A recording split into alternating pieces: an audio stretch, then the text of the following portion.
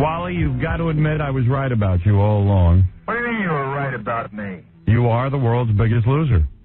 You are the world's biggest psycho, you perverted animal. Well, and I'm still, every night on my show... No one even sees it. Every night on my show, I am leading the crusade... When does it air? ...to get your filthy program off the air. First of all... I'm sick and tired of the way you come on the air and you say these vile, sickening, disgusting things. You have filthied up the airwaves for too long, Stern. And starting December the 10th, I'm going on the internet with my own page. Oh, how pathetic. www.wallysweb.com. And I'm going to go on and have the world join me in my crusade to rid this filthy vermin from the airwaves called Howard Stern. To do this? Why do you have to come on the show to announce your webpage? Isn't it because nobody ever watches your show and no one knows when you're on? Everyone, listen, I've been on the air 15 years, Howard. On nothing stations. You've never done a network. You've never been on anything successful. We've been on 168 stations nationwide.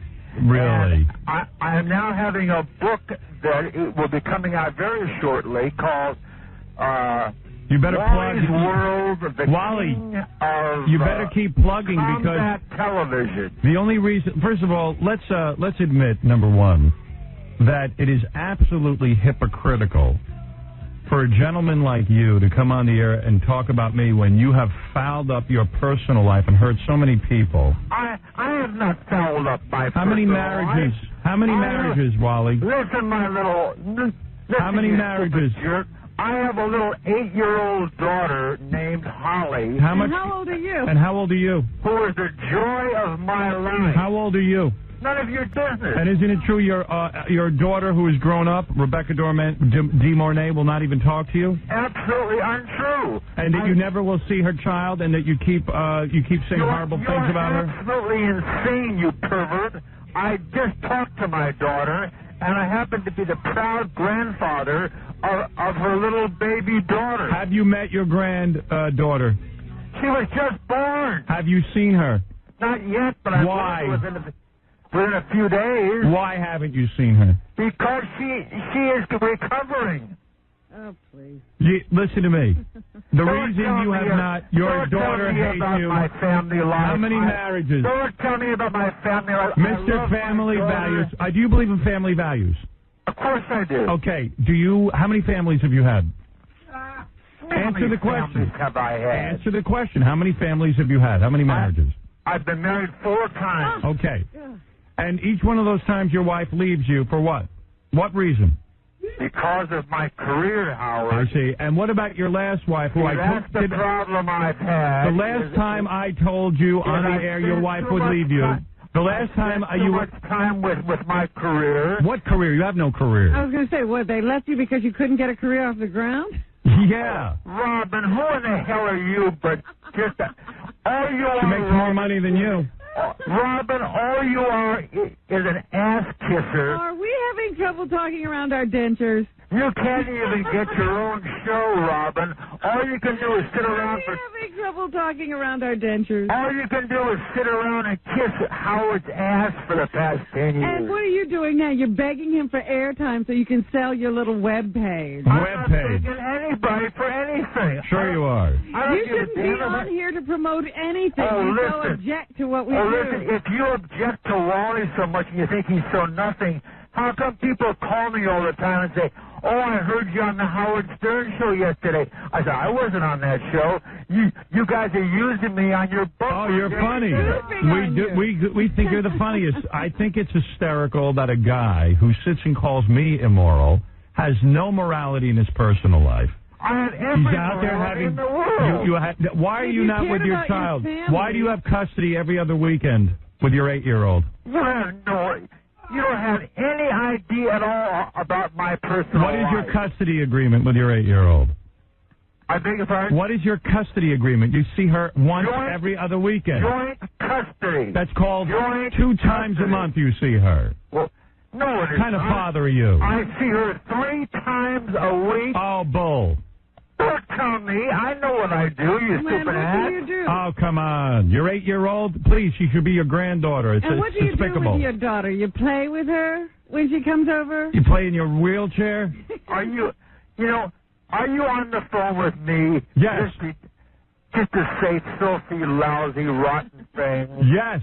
I am a very devoted father. To and who? my little daughter and I, Holly, have a marvelous association together. And where is your wife? Why did you call up Tony Randall? He's 78 years old, and he's going to have his second child now. Because he's a wacko like you. It's despicable. He's not a psycho. He's a good, devoted he's a father, wacko. and that's what I am. I tell you, the two of you should be ashamed of yourself. I love my children. I am a devoted father. Why is your wife no longer with you? Did she leave you because you now have you are now sick? What's wrong with him? He's got cancer on the face. You got cancer, right? Do you have cancer on your face? No, I have a little tiny skin cancer which has been removed. Is that why your wife left you? No, she did not. Why did she leave you? It's none of your business. Because you're impossible to live with. 4 women couldn't live with you, but your family values. Family values. Well, I was very ill, Howard. Yeah. I had prostate cancer surgery only a couple of years ago. So are you impotent? I am not. You can still get it up? I fell down the stairs over at the station last year. You mean at that cable show of yours? I developed brain cancer. I developed You fell down the stairs and got brain cancer. No. I had blood clots on my brain. I told you, you're a loser. You're almost off the planet. And I had to have surgery for that. Who pushed you, Rebecca? Oh, you are such... You are so disgusting. So his wife left him in the midst of all sickening. this? So you must be such a great guy that this woman left you in the midst of this? She didn't leave me in the midst of it. When did she leave you? What? When did she leave you? It's none of your business. It's none of your business. Oh, why don't you put that on your web page instead of railing against me? Because you are filthy and disgusting. Tell the truth about your life. The truth will set you free. Rebecca Gamorne is embarrassed by you. I have done nothing. Is your daughter living with Ryan O'Neill's son? That is none of your business. Tell the truth. Is she? No, you probably have to tell. Yeah, that's true. I know more about her than he does. It's none of. Oh, you read it in the National Enquirer. And haven't you said it is immoral for your daughter to live with a man out of wedlock? No, I told Star Magazine I think it is immoral that Ryan O'Neill was trying to convince his son that he didn't need to get married to my daughter. And didn't Rebecca's... Even though he's the father of her child. And didn't Rebecca's publicist call you personally and ask you to stop commenting on this publicly? No, he did not. He did not. You're saying that's not true? His publicist... When is the last... No, Rebecca's publicist told you to knock it off. No, he absolutely did not. Because you're the family embarrassment. Why does she not even like you mentioned when she's interviewed? Right. She does talk about me all the time. Can't Are you out of your stand mind? We talk on the phone. We are close. I love her dearly. Call her now and get her on the phone. Conference call. Let's see you do it. I bet you can't. I'm not going to call her at 6 o'clock in the morning. I'll give you $5,000. I'll give you $5,000 right now if you pick up the phone and call Rebecca and get her to come on the air. I couldn't even do it. At 6 o'clock in the morning to talk Of course not, because she doesn't know you. Oh. You blew it. Get your information, Howard. I know all about you. I've checked into you because any guy who says to me I'm immoral, I check into his morality. Well, I am a very moral, decent You put person. your daughter on the phone right now. I'll give you free web plugs for a week. What are you talking about, Howard? Mm-hmm. I've been married 4 times. Yeah. I got married. I tried to make the thing work. Why did your wife... Why don't they work? Why don't they work? Because you're miserable. Because I've devoted so much time to my career. Oh, your bull. That my wife... Career. First of all, let's talk about your career. That show you do, I don't know anybody who ever sees it. It is taped in a public television theater where four college kids sit there and howl while Is you... It really it is taped on a commercial radio station, KDOC-TV, which is owned by Pat Boone. Let me ask you a question. If a tree falls in the woods and nobody hears it, did the tree fall?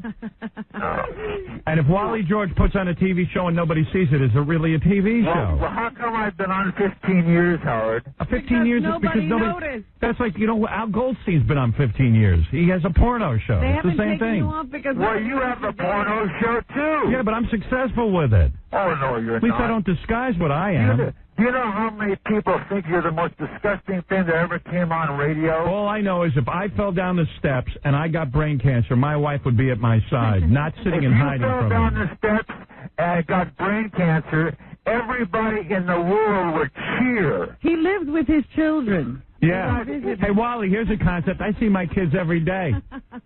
I'm raising them. Well, I see my Who's the little better man? 8-year-old 4 times a week. Wow. That's right. Way to go, pal. We have dinner together. I take her to Catalina. Let me give you a hint. That's not parenting. That's called That's visiting. visiting. You're an uncle. You're a grandpa. I have joint custody. I see her as much as my wife does. So how much cancer do you have through your body, and when can we expect you off the planet? You are not as devastating as I thought it was. It sounds like you're checking off the planet. I always thought you looked unhealthy, seriously. I had prostate cancer surgery. I'm completely clear. And they went in through your buttocks? Oh, brother. I bet you liked it. I don't know why in the hell I ever talked to you on the phone. For publicity, you love it. That's why. Because your webpage will finally get some hits. That's why. No, because I'm going to have the whole world now who tune in my webpage join in getting your Hey, Wally. Your stupid self off the air. Hey, Wally, you have no idea what it's like to have millions of people listen to you. It's such a concept you'll never even fathom. Yes, I do. No, you don't. You don't have 10 viewers. I have so many millions of people. We're in 168 cities, Howard. Everybody loves me, and people adore me and think I'm funny, and you are just nothing. You wouldn't believe the amount of mail I get from my viewers who say you will die alone. You are the raunchiest. Your daughter will not visit you. Filthiest idiot who Rebecca De Mornay will not visit you at your grave. Rebecca De Mornay will not be at your. You know who will show up at your funeral? Not even the ex-wife. Me. I'm going to be the only one there, laughing. I'm going to be at your funeral. How soon can I expect that to happen? You are so disgusting. I will stand on your grave. Filthy, raunchy animal. I will stand. He won't even hang up. I will stand on your grave and laugh at you. I'm sure you would, Howard. And That's I the am kind of disgusting person you are. That's right. And your wife won't be there. And take it. All your 4 wives won't be there. All I know is your children won't be there. All I know is, Howard, every day of my life I stand up for God and country and morality and decency. You can't even stand up. You are so riddled with cancer. I'm not riddled with cancer. I'm free of cancer. And listen to what I'm going to do. Cancer won't even I predict within a year you will be gone. You do? Yes. Well, I have news for you. I have news for you, Howard. Yeah. I just had my checkup, and they told me I was 100% clear of any kind of cancer. Who's your doctor? Dr. Bombay? No, it is not. And what happened when you went into chemotherapy? Did you lose your fake hair? I didn't have chemotherapy. I didn't need it. And what about your wig? Do you still wear that? I've never worn a wig. Let me tell you what I'm going to do at your grave. I will dig you up, and I will laugh some more at your head. I will hold your head in my hands, Pull off your hair. and I will pull off your hair, because your hair won't decompose. All I know, Howard, is the day you... Now, let me make a little... No, don't say you're going to be around when Let's be realistic, Wally.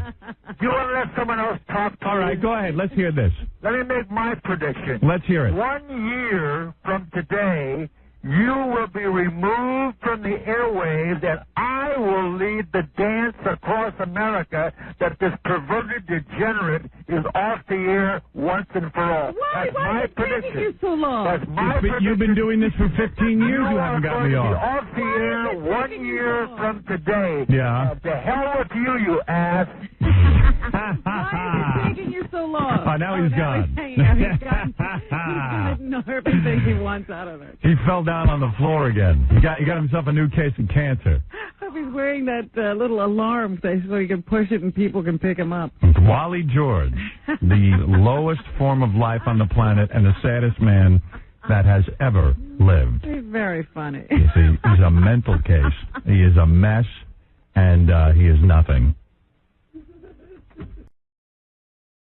Hey now. Hey now. Jim in North Carolina, everybody. Raleigh, North Carolina specifically, Howard. Right. You know, John is the guy who invented the phrase "jump the shark" that has become part of the lexicon in this country, right, Robin? And That's right. and I think "hit him with the hind" might surpass "jump the shark." So John will be one of those guys. I think it already has. It has, and John will be one of those guys that has two catchphrases associated with him. I just want to point that out. He's like Yogi Berra. Right. You were saying, though, Jim. Yeah, Howard, do you think Fox should fire Bill O'Reilly, or you think they should just stand by him? Well, last night I was watching MSNBC, and they did announce that Fox now is in a sort of a negotiating pattern with Bill O'Reilly to get him off the air. This is what they reported. Again, I don't know how true it is, but in other words, he's off the air. A lot of people are reporting that the Murdochs are losing patience with this whole thing, and their support for O'Reilly is lessening. O'Reilly. Yeah. Now, to answer your question, Jim, look, here's the thing. I'm a big defender of air talent. You know, anybody who's on the radio or TV, and especially people who give opinions and things, because, I'm very sensitive to this. I had many years where the FCC really actively tried to get me off the air and force my employer's hand to fire me. And a very brave guy, 𝗦𝗵cie𝘄𝗿𝗍, really stood up for me and the show. And, but the difference was, in that scenario, we had really done nothing wrong. I mean, maybe in the eyes of some religious conservatives, but all we were doing was talking about sex. That's all we were doing. And, some people are so uptight. And that's what my fascination with sex was. It wasn't so much that I'm a complete pervert, although I'm partially pervert, but I was more interested in people's reactions to it. Like, I loved being on regular radio and just poking all the hypocrites in the eye. I loved it. There wasn't a day that didn't fuel me. Because I just wanted to make a statement. Like you that's shocking to you in a place that's completely screwed up, where some people don't have medical insurance, people are killed every day, we're going to wars. This is what's going to upset you. So it seemed like a noble cause to me. And it seemed like a noble cause to Mel and everyone. And also, they made a lot of money with the show, and they didn't want to lose that. They're in business, and they're businessmen, and there's no reason why I should have been fired. If the people liked the show, what the hell was it to the government? That's not what our government's there to do. Now, in the case of Bill O'Reilly, corporations do have people working for them. And how the hell can Bill O'Reilly be working for Fox after all of these allegations and all these payouts? How can you have a guy who's behaving like a predator be at your company and still be taken seriously as a company? I mean, Fox is much bigger than Fox News. I mean, Fox is a huge corporation. They have newspapers, they have television, they have movies. Movie companies. They got it all. It's a huge, Rupert Murdoch's a very wealthy man from the empire he's built. And so they're in a conundrum. That how can you say to your employees, behave, if you let this guy get away with this kind of behavior? But not only that, they've also had the Roger Ailes thing. They've already they have this kind of this accusation swirling around a major executive, and the question of the environment that they provide for their employees starts to be questioned. And then you have Bill O'Reilly, who, very pompously and arrogantly got on the air. I remember this a couple of years ago and started screaming about a soda company hiring Ludacris, the rapper Ludacris, as a spokesperson. And O'Reilly was on fire. He latched onto something that could really, make people angry in his fan base. Ludacris was the enemy. And God knows what he thought Ludacris had done. I guess in his rap lyrics, he had been sexual, or maybe he'd said something about the police. Who the knows? I don't know. But O'Reilly was, shame on Pepsi. Well, O'Reilly would be the first one to say shame on Fox. If Ludacris was just rapping ideas, O'Reilly was putting out actions that were, if it is all true that he has been, saying to women, I'll give you a job if you'd go down on me or something, or let me hit you with a loofah. I'll mentor you in your career. Or hassling them on the phone with sex calls. It would be a very difficult a way of doing business for Fox, because every time stockholders and reporters and everyone else and their competitors are all sitting there, and O'Reilly becomes the joke and Fox becomes the joke. They do want some credibility as a company. So I think they're in between a rock and a hard place. They want to hold on to the guy. The guy's their number one show. Yeah, his viewership's up, actually.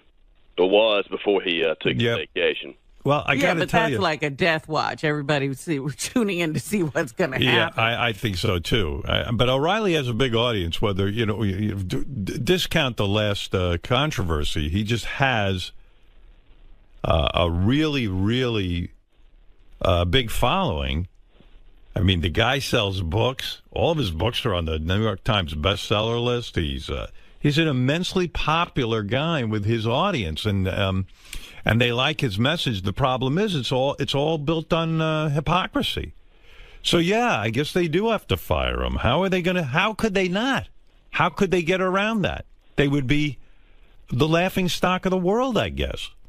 And believe me, I don't say that easily. I've met Bill O'Reilly. He's been, weird You're with not me. a woman, though. That's right. Well, not only that, I'm a father of daughters, and Robin, I know you're a woman. I mean, I do defend women. I mean, I don't think you can say to a woman, "Do me, and I'll get you a job," and then when you don't get her a job, he kind of like kicks him off his show. I mean, that's the lowest thing you can do. They've had to know he was really, really bad for a long time and put up with it maybe till the story came out and the advertisers started pulling out. That's really the reason they're probably fired. It's quite frankly people off too. Exactly. It's quite frankly disgusting, and they've said we're going to clean up our act and we're going to clean this out. And from what I read, again, I don't know if all this is true, but Rupert Murdoch's two sons who were running the company said, "Listen, we don't want to. We want to put this behind us, and we don't want any more of it." So they've been encouraging the company, and I guess their dad, to get rid of O'Reilly. And listen, it's painful for Fox and especially Murdoch to get rid of O'Reilly, because you know what? Yeah. That thing is a cash cow. Not just him, the whole network. And I do predict that their base and their audience is so strong, they'll take a guy like, what's the new guy, his name? Tucker Carlson. They'll put him on in there and it'll be just fine.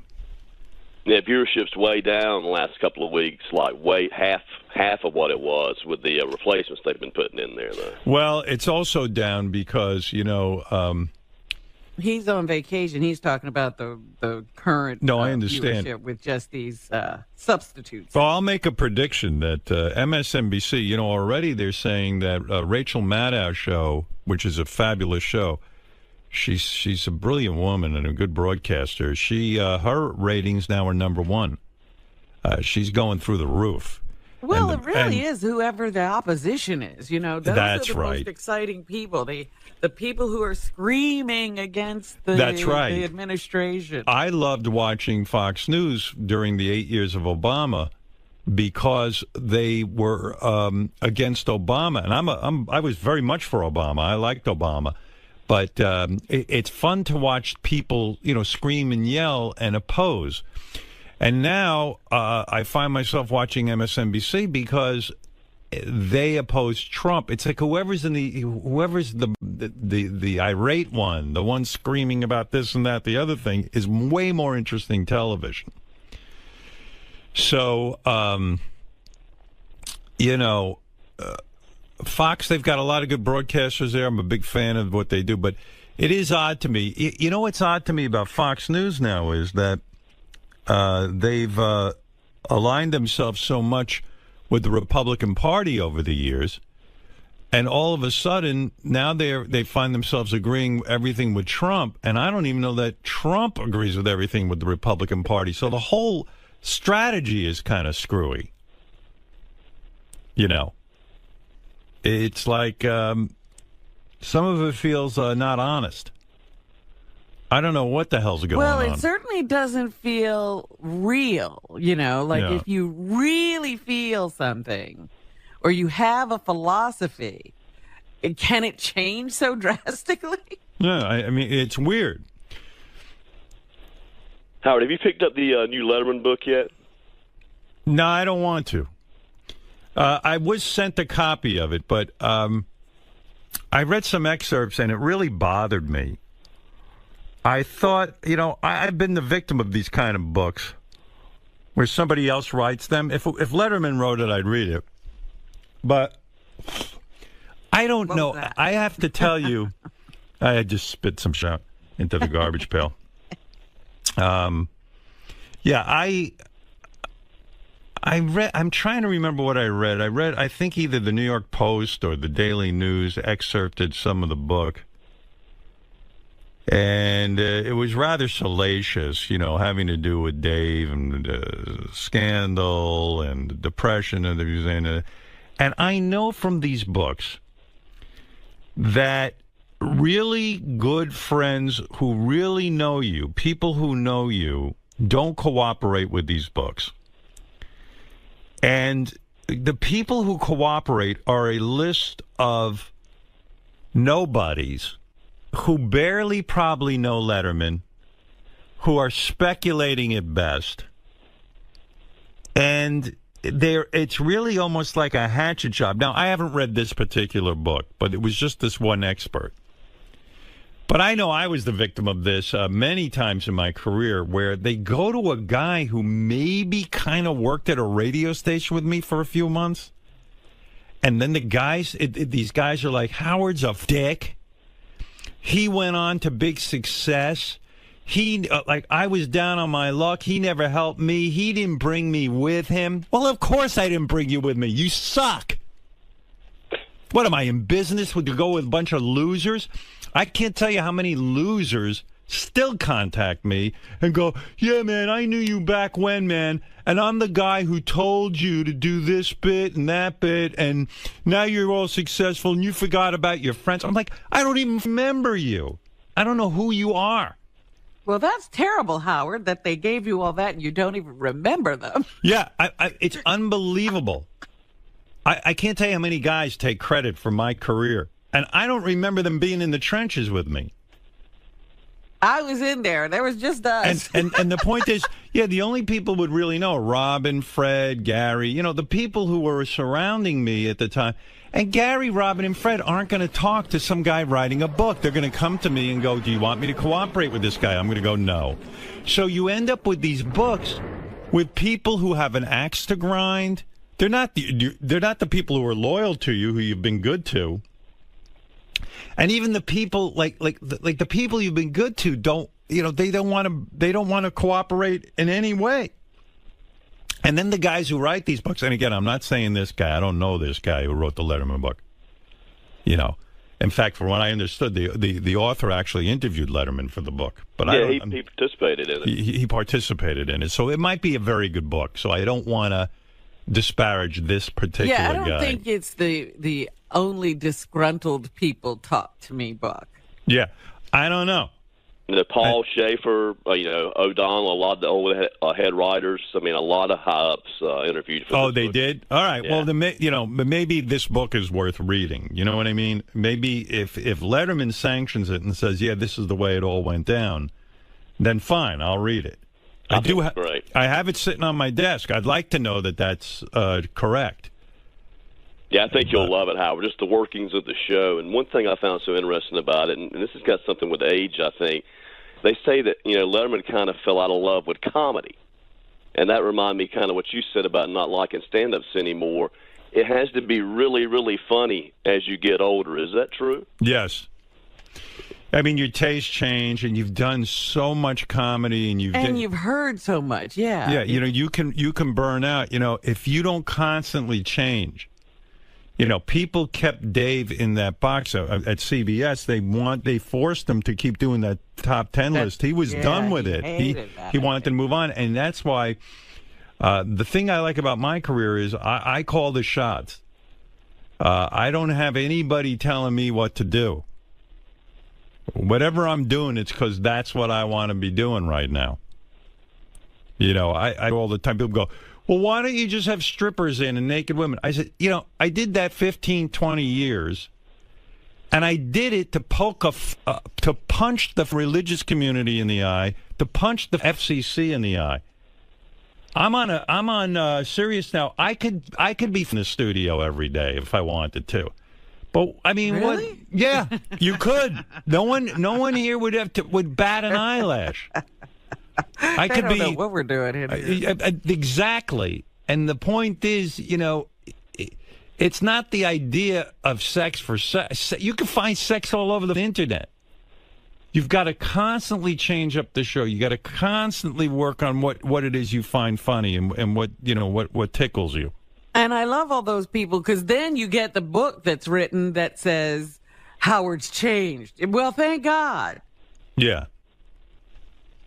You do the show, I do the show I want to do. I had a laugh. The new thing from the people who now hate me is, Howard changed because 𝗦𝗫𝗄𝗿𝗍, who is the woman who runs my company, he got this woman in there, and she calls the shots on the show, and she won't let him do this and that. I go, you out of your mind. Why would you hire somebody to tell you? I've been doing this my whole life, radio. I do what I feel like doing.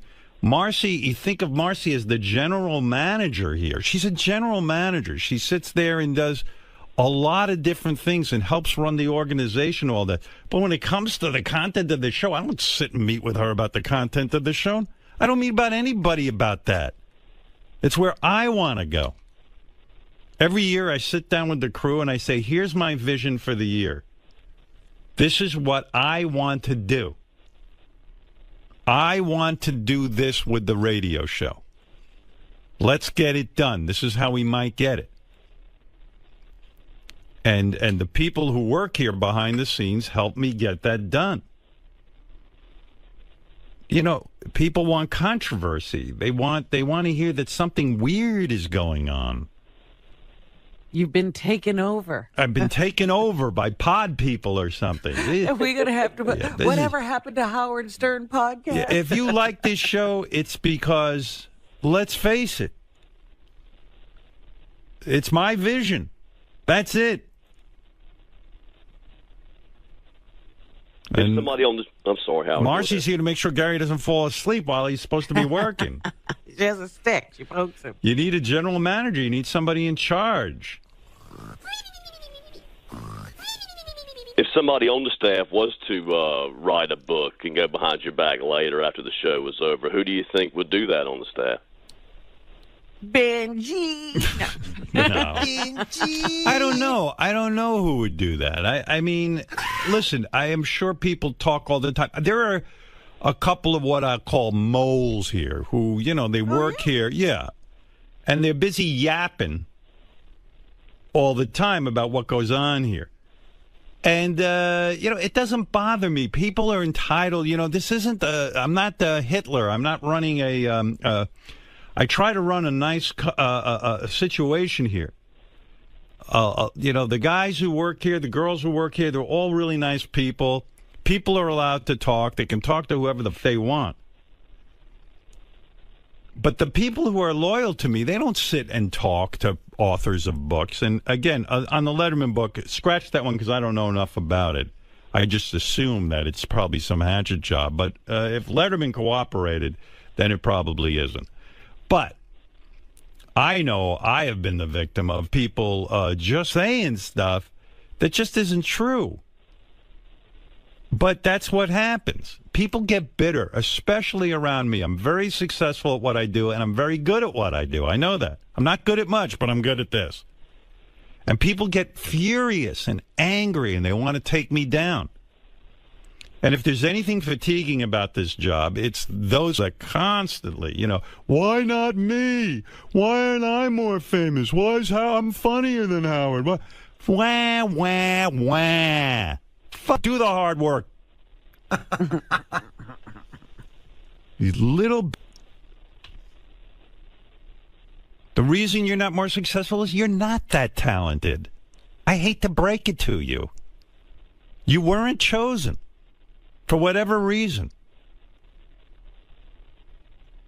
I can't tell you the string of losers I've met in radio who just are so bitter. Well, I hired you, and now I'm down on my luck. Send me $50,000. You have a right. You're supposed to do that. We have to take care of each other. Well, I don't see you taking care of anybody. And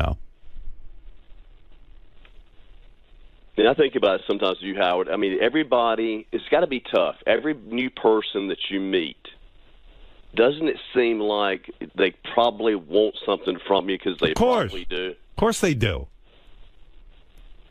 Not everybody. Not everybody. I've met some good people, but, not everybody. In business, I'm talking. In business? You got to be, 80% of making it in this business is being good at business. Forget comedy. It's knowing how to work everything. It's like, it's exhausting. Listen, most of my day yesterday wasn't spent on the air. It was in meetings, trying to keep going, keep things calm. You're doing a hell of a job. You're right. Thank you. Thanks for your time today, Hal. Thank you. Love you, man. Got me all riled up now. Thanks. But, some of these books, I can't take it. I called Robin last night. I was on fire. I was yelling and screaming about... Yeah. And heads and people who I don't even know how they sleep at night and all this kind of crap. And then I slept like a baby. I got done yelling. Thank goodness. And then I hung up the phone. Got it all out. And I said, "Oh, I'm exhausted." And I went upstairs. And Beth was kind enough to allow me to have sex. Good.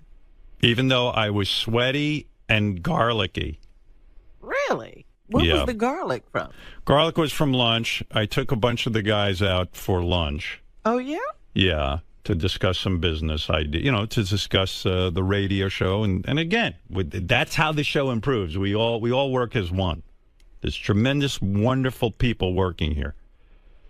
Really great group of people. I'm not the only one making this show work. So what was the garlic you ate? What was Well, we went. I took the guys over to 𝗏𝗏𝗏𝗏's, a couple of them, and I had those garlic mashed potatoes, which I told them not to tempt me with. I ate every bit of it. It was so good. I had salmon and garlic potatoes. With that broccoli rabe, they put a lot of garlic on there, too. I love it. That takes the broccoli, too, yeah. Yeah, I didn't know Beth was going to want to make love. Or whatever you call what I do. So we're laying in bed. We finished watching, the last episode of Girls. That show has ended now. Oh, what a sad thing. It was very sad. And I'm laying there, and I don't know. I was sweaty on my thighs. And our legs were wrapped around each other, which you could imagine. I looked like a praying mantis. And she said to me, "Ooh, you're very dewy." I said, "I know. I don't understand why. I'm never dewy. I'm not a sweaty guy. I'm not." I said, "I am dewy." And she said, "And you're garlicky." I said, "I know."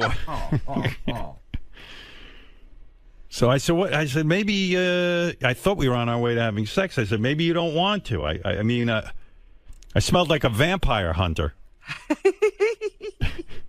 Why do you have so much garlic? Because maybe during the day I'm Howard the Vampire Hunter, and I have to make sure I'm covered in garlic so I can scare off the vampires. But yeah, so then she said, "No, let's do it. Let's go." It was she gave me the signal.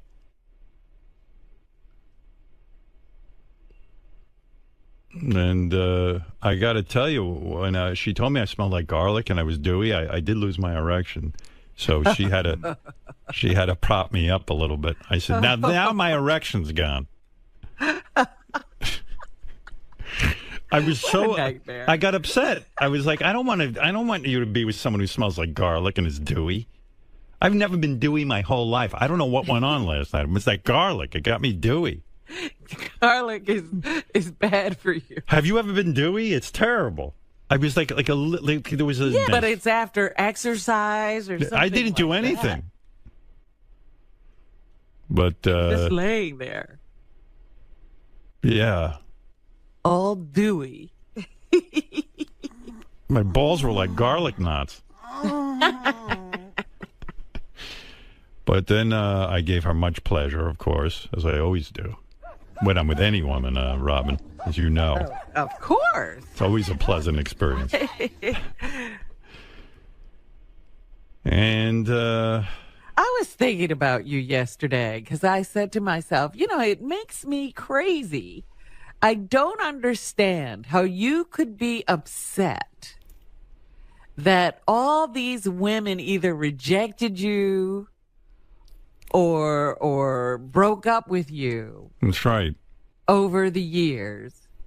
Because look, you're with Beth and she's amazing and you love her. That doesn't. And if any one of those women had stuck around, maybe that wouldn't have happened. That's right. But let me tell you something. What? I still have it in for those women. I don't care how good things are. Look. Whoa. I see a note here. Ronnie and Stephanie are. Our guest is here, Howard. Corbin? Yes. Corbin Burnson? Yes. Retard. No, that's not. No. Who's retard? Corbin might get confused. Oh, no. Well, Papa Booey is retard. Oh, okay. I don't know. I thought Fred was insulting the guest. Find out when those state senators are up for. I've written that down already. All right. Third day. Okay. You wrote that down? Where's it going? I'm just checking. Where does that piece of paper go after you write it Post down? it on my desk, and then this afternoon I'll make some calls to find out about it. This is the first I've heard of it, Robin, because I'm not in here all day, so shut up. Robin, shut up. I mean, how could, she's always, what is she always? She's so critical. What? No. She knows everything in hindsight. No, let me just say something. I asked a question. Right, today, right now. What happened? He said it's 3 days. No, I'm telling you that I didn't hear about it for 3 days. I know, because you don't listen to the show. Well, how can I listen to the whole show? I was just talking to Corbin. Richard is supposed to listen to you and find out what's going on. I'm telling you that this is the first I'm hearing. I'm going to say it to you now. And it's written down, and you'll have it wrote down on your desk, find out when these guys are up for re-election. Now, when you find that out, I will give it to you tomorrow. Right, you're going to give it to me. Then I'm going to announce it on the air. Then what's going to happen? Let's say it's 2 years from now. Is there a computer that rings on that day and says, no, we don't have gives you 2-week warning? We don't have a ringing computer. You know that. No, we actually do. But you don't know. Well, we have one that can pop up messages. I don't mean, I'll talk to you, Howard. Yeah, why don't you don't have that system. Right. What is going to happen? What you could do is have a day book. Yeah. And for future, you have a future file. That tells and you. you go to that date in the future file, and you put that in. And it pops then up. every day, you bring up that, and you say, what could be possible topics for today's show as a result of things we've developed in the past. Right, even if it's 2 years from now. Yes. You have a 10-year day book. That's right. You're talking about a physical day book or something in the computer? In the computer, you Computer, or you can do it. Can we get something for the computer? We don't have that. All right, find a program, research it, and get it. That's fine. You know who to talk to. Floppa-flowly. You remember birthdays that way. I bet you at home you have a computer that does that. No. You don't? How do you remember different birthdays and people's phone numbers and how you get... Different birthdays I just remember, and phone numbers are in a phone book. And what about when you have a special date 6 months from now? If you make a plan? I have a day planner. Oh, you have a day planner at home. No, you I have a have day it planner on. here at work? Yeah. Oh, you do? Yeah. So then write down in the day planner. It doesn't go to 3 years ahead. Oh. Well, maybe you'll get one that goes a couple of years. Okay. All right, good, good. If that were, even then there would be a way. At the end of the year, you write. Robin, anything that I could do wrong, there would be a way. Well, wait, she's giving me a suggestion. I resent you attacking her for coming up with a good idea to help you organize. Resent it all you want. Well, don't make me resent you too much, because then you're treading in dangerous water. He's irreplaceable. I resent Robin, and I don't even have to explain further. No, you resent Robin because she actually gave you a good idea. No, in it your was a good day idea, planner, but Robin... in your day planner, at the end of the day planner, listen to this. Listen to what she just came up with. I didn't think of this. She thought of it. Of course I could figure this out. I could do it in my own day planner. You do it in your own personal day planner. Yeah, at the end of the year. When are you going to do it? A year day planner for me, for what I need to have done. Me. Everything's me. Yeah. That's right. No, it's your job servicing me. It's a joke. It's not a joke. Oh, but you don't get my joke. Stop. You're not funny. Neither Funny. Howard, this is wrong. It's ugly. You know what you do? This is ugly. There's a guest. You make a master list. I don't care if this is good. Let him wait. No, but it's wrong to argue in front future of dates to remember. It's wrong to argue in front of our I got to now go buy a special computer program. Anything I'll do to just know, because you know what'll happen. It's just not going to end up happening. The election's going to go by. We're going to forget, and Gary will go, I forgot. I made one mistake, and you're gonna pick on me. I made one mistake. That's what he always says. I made one mistake. Right. I admit I made a mistake, but it's not even my fault. I gave it to Kathy. I gave it to this one. No, I'm putting you in charge. You tell me. I'm putting you in charge, and if I don't know that Senator Casey's up for re-election, you're out the window. You're one of those people that says... I have dreams of throwing you out a window. You're one of those people... Just like OJ, I'm dreaming of throwing you out a window. You're one of those people that sits me down and says, Gary, you got too much, you got to delegate. And then when I delegate, you go, how come you didn't get that right? Because when you delegate, people still don't listen to you. And you don't put pressure on them. You don't fire anybody. You don't fire anybody. No. Don't compare yourself to me. You are the office manager. Yeah, but everybody, no matter what goes on in this All right, office, should I fire somebody? No. You want me to start firing people? I think it might be me. All right, you're fired. Clean out your desk and get out of my life. Okay. All right, goodbye. All right. See ya. Can I collect unemployment? Sure, I guess so. I guess you've worked here long enough to get unemployment. Okay, bye. All right. All right, I'll see you, I guess, some other time. You're gone. I have to find a replacement for you. I'll go home right now. Go. Leave. All right. Leave. Goodbye. Goodbye. You're done. You're done with your job. You now have a new career. Running an ice cream truck. Good. Go. Oh, Leave. Jesus. You're done working for me. What is wrong with you two? He says he wants to know if he's fired. He's fired. What is wrong with the two of you? Me? I've never seen such ridiculousness. I say to the guy, get a day planner. And that's a wrong thing to do. She spends 10 years trying to get you to fire Gary, and then Now she's defending him. Get your butt back in here, He's Gary. not going anywhere. He has absolutely no future anywhere. Let me take a break. Corbin Burnson will be in here. Okay. Gary's replacement will bring him in. What? I know not a lot in here, but Gary's leaving. He's leaving? He's gone? Well, he's in his coat and scarf. You tell him if he leaves, he's really fired. He is, I swear to God. What is wrong with Although I don't know where Ganji is with the camera, but... No, Ganji's another guy. That's another guy. I got a guy leaving. You're going home, and Ganji doesn't have the camera on you. Again. And Ganji is fired. For real. Ganji is really fired. Hey, don't look at me. I'm fired. Why are you not... I'm not responsible. Your last thing to do here is to fire Ganji and then fire yourself. And Fred, you're fired too, as long as I'm cleaning house. You're not going anywhere. You said leave. Look, you walk out that door, you're really fired. I don't want to be fired. All right, then you're fired. If you leave, you're fired. You fired me. I don't know what to do. Oh, just get out of here and get out of my face and get Corbin Burnson prepared. I've never seen an office like this in my life. You think she's going somewhere? Yeah, like you're going to walk out a door and do what? Where's where Jack bought a new do house for milk? I got an offer, boy. Yeah, you got an offer, all right. Yeah? That offer will last 2 weeks. What did he get? Did he tell you? Yeah, his father's ice cream company. Just drive Corbin home. What's the offer? Tell me. Maybe you should take it. I could be booking last call tomorrow. Oh, Brandon 𝗏𝗏𝗏𝗏 is rating me. $2,000 a week they pay. Do they? Yeah. So then do it. Well, it's only 13 weeks. Oh. That show, you know what the buzz on that show is? There's a buzz? It's canceled. Oh. You're going to go take a job with a show that's canceled. I know. That's why I didn't take it. All right, good. I wouldn't leave you. I love you. Brandon 𝗏𝗏𝗏𝗏 can't find anybody else. That's I know. Steve. Everybody he gets, he's got to come from here. Yeah. That's some organization he's running. Do me a favor. Take the job with Brandon. Go ahead. I don't blame you for taking it. Well, I think they retracted better the money. offer. Oh, they did already? Yeah. Wait, you didn't leap on it fast enough? I didn't leap on it fast enough. All right. All right, do me a favor. Get Corbin ready and tell Ganji he's fired. Please fire somebody. Flunky. Where is Ganji with the camera? He stinks. He is the worst. I just fired you. You put on your coat, and you're walking out the door, which is fine with me. Tape it. Where's Ganji, though? What is he doing while this is going on? He ain't running in here, I'll tell you that. Where is he? Bring him in here. Bring him to me. Where were you when he walked out the door in his coat? I was talking to Corbin Burnson. How's it going to go, Corbin? What did you ask Corbin? We never even used that. How's it going? You didn't hear Gary running out the... fired? You didn't hear Gary being fired? No, I didn't. I'm sorry. Right. Well, I heard that he was getting a phone number, and then I was... Put the camera on yourself and walk out the door with your coat on. And fire yourself. He was with Corbin Burnson. I'm going to talk to Corbin Burnson. What are you asking Corbin Burnson? Tell me. We were talking about when he was on the pay-per-view. Pay-per-view? Yeah, your pay-per-view. Yeah, okay, his last... What, you really think that's going to... You think that's going to... relevant? You know, anybody's going to know what you're talking about? All right, get out of here. All right, everyone's hired. Just get out of here, please. All right, go ahead. Just go tape more Corbin Burnson as Gary leaves. Guy's got his coat and scarf on. Corbin's getting his coat on now.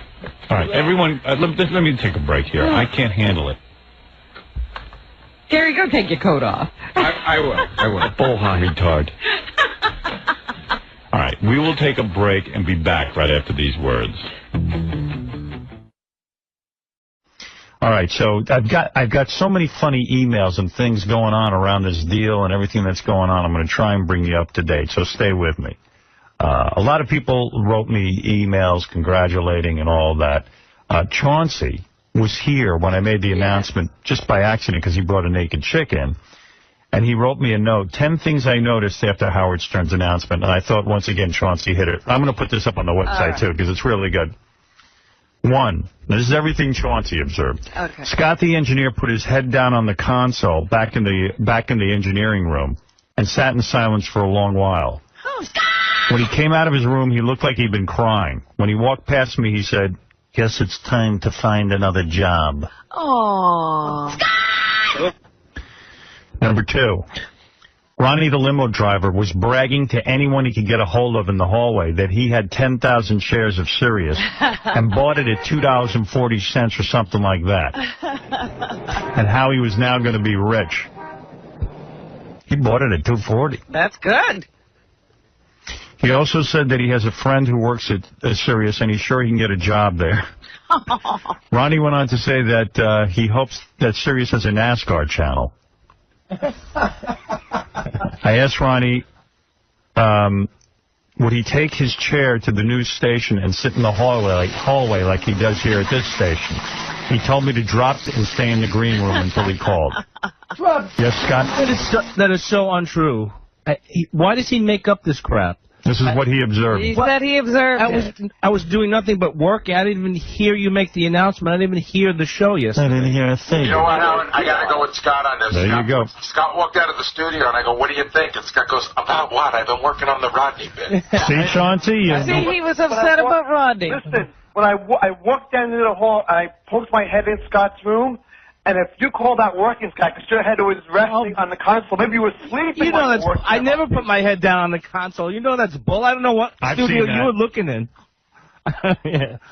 Only when Howard's watching me, I put my head down. I was staring at you, Scott, the whole time. All right, What, are you in love with me? Let me finish the rest of this. What are you? The happiest person in the building seemed to be Robin. She came out of her studio laughing and hugging anyone who walked past her. She seemed more relieved that Howard wasn't retiring than anything else. She truly seemed to feel that she came very, very close to being retired, and she was relieved beyond words to find that the fun is just beginning. Doug Goodstein from E! seemed to be very uncertain of his future since E! contract is set to expire soon. One of the E! guys secretly hopes that HBO or Showtime will air the new radio show because they'll have less restrictions. Another E! guy grilled me about how to get into the magazine business. What, the magazine business? Yeah. Chauncey needs to grill someone about how to get into the magazine business. Yeah, don't grill Chauncey. Richard Christie, our newest employee, who won the contest to work here, seemed very hurt when Ronnie, the limo driver, said to him, "Hey, what do you care? You're gone in 2 weeks anyway. Now stop blocking the hall." Oh, wow. What's going on out there? Hey, Ronnie, can you stop, taunting everyone? Stop picking on people out there. I wasn't picking on anybody. What are you talking about? I told him he was going to be gone in 2 weeks. Talking about? You listen to Chauncey? That friggin' moron? Hey, by the way, I got a bone to pick with you. Wait a minute. First of all, Scott didn't even hear the show, didn't even hear the announcement, so he doesn't know what he's talking about.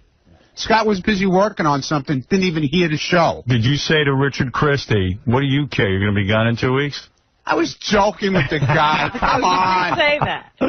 Yeah, I said it. We were joking around. Well, you're not allowed to joke. I forgot. You're a serious guy. You're not. You know what? As funny as you think you are, you're really not that funny. I'm not trying to be funny. Well, you know what I said? Somebody said, well, what's Ronnie going to do? Is he going to take his chair with him? No, Richard Christie said they're going to have a new chair for me. No. It's serious. I could throw this one out. Wait a minute. I'm telling you what I heard. Somebody said, is he going to take his chair? And then somebody else said, you know, they ought to take that patch of carpet that he sits on, too, with him. There's a big circle there. And then I said, well, maybe they'll get Ronnie an assistant, and he can devote full time to his own show. Ronnie's such a weird guy. I hire Ronnie to provide a limo service, okay? I pay him.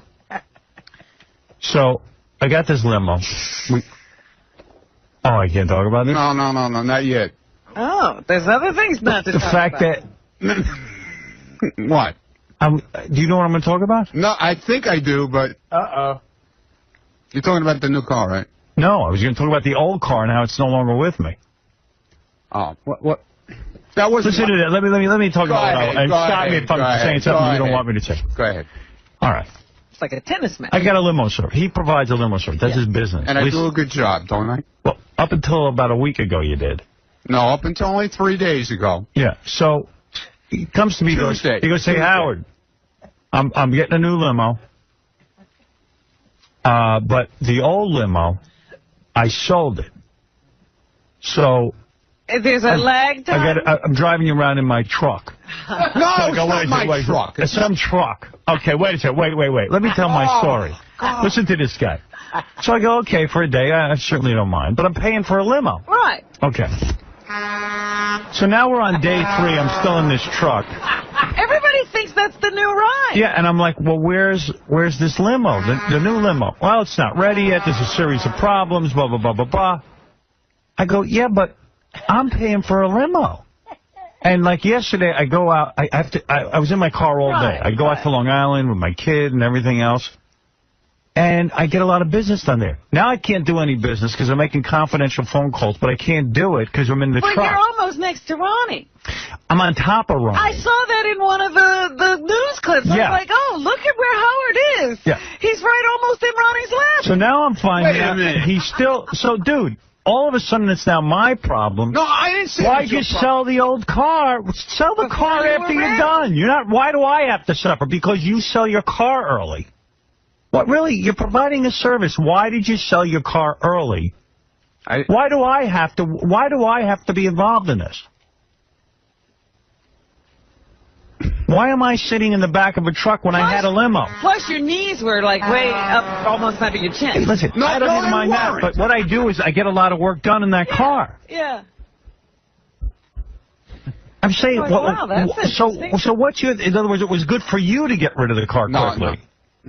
No. He goes, oh, I had to sell the car. It's the right time. Who cares? To go rent a new limo and drive me around in it. Is that a new chair? No. Why am I in that truck? I can't get any business done. I need to put up that privacy wall. I don't have one. I know. Go out and find me a car. It's going to happen. I told you. No, today. Everybody was telling me that was it. That's the new car. He gets a truck. And I don't mind. I didn't get it. I'm not a snob. I don't mind being in a truck. I need to put up a privacy window. But you know what? He wants in the middle of the He's biggest. trying to get you used to that truck. Listen. So tell the truth. We already got one. We got one. That's what's being done. Dude. Dude. Okay. Don't sell your old car till you have the new car. And I know, you're supposed to have the new car. You don't have it. When you have the new car, then put your car up for sale. Would you mind a rickshaw for a few days?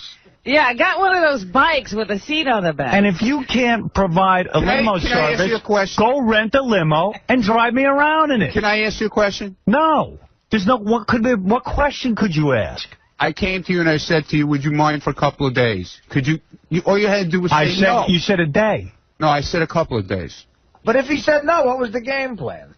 Then I wouldn't have got rid of the car. Why do you even bother him with that? He makes me uncomfortable. Of course he's going to say that. Because I don't like telling people no. You don't know that about me? I thought I knew you long enough where I could come and ask Ronnie, you a question. The answer for life is no. Don't bother me with your problems. You could have sold that car any time. You could have sold it once you had your new car and it was operating fully and working well. Then you put it on the market. Or your interim car could have been a limo. Right. Don't tell me your problems.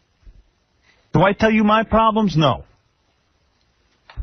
Excuse me? Did I come to tell you I'm leaving regular radio, go to satellite radio? What should I do? Did I say, what should I do, Ron? You weren't allowed to. Right. But you've talked to me about other things, problems. I don't tell you my business problems. I didn't ask you to tell me your business problems. I wouldn't. I don't want to burden you. Listen, I'm paying you for a service. Provide the service.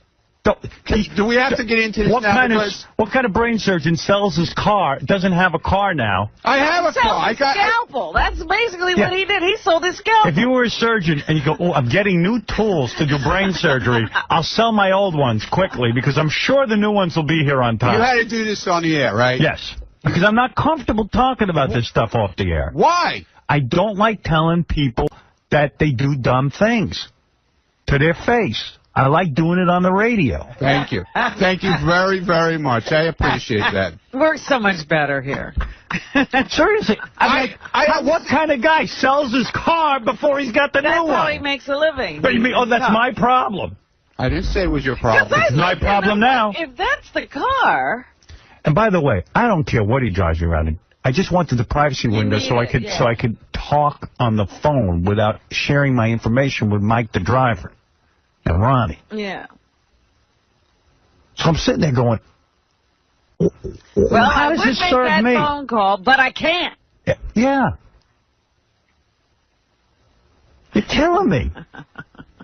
I'm in the car for 4 hours yesterday. Well, that's when I was thinking, wow, that's a little uncomfortable if you have to be in a long time. I'm sitting there going, I got 900 phone calls. Look at the smirk on your face when you're saying that. Oh, I got 900 phone calls to make that of a very private nature. And it's a busy, busy, busy day. And I go, I can't do it. What is the busiest day you've ever had in your life? In my life. The most important day. And what are you in? His truck. It's not my truck. Well, it's my truck then. You're like Mr. Haney on You don't Green get Acres. it. You don't get it. This is a service business. John, you're on the air. You know, Ronnie, you're really highly unprofessional. Howard, I think you should fire him. Yeah, okay. You drive, he's the king of all media. You're driving in it's not a question of that. I'm not a snob. I'm just saying the guy's providing a service. What's the rush to sell the old car? Howard, what I don't understand is why did you hire a midget to be your bodyguard?